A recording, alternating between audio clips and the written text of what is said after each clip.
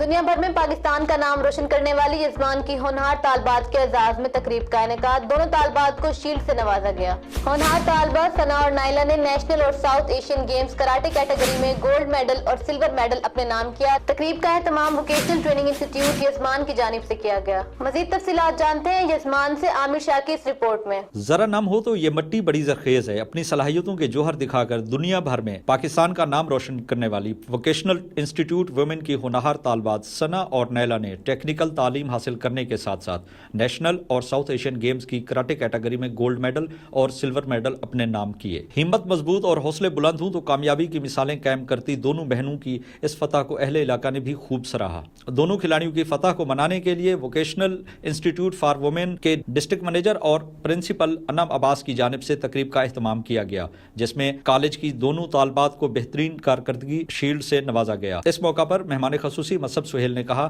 کہ قوموں کی ترقی میں خواتین کا اہم کردار ہوتا ہے، بیٹیوں کو تعلیم اور فنی تعلیم اہم ضرورت ہے۔ اس موقع پر پرنسپل کالج انم عباس نے کہا کہ یزمان کی بچیوں کو معیاری ٹیکنیکل تعلیم دی جا رہی ہے۔ معاشرے میں بہتری اور ملکی ترقی میں خواتین کو فنی تعلیم میں آگے بڑھنے کی بے حد ضرورت ہے۔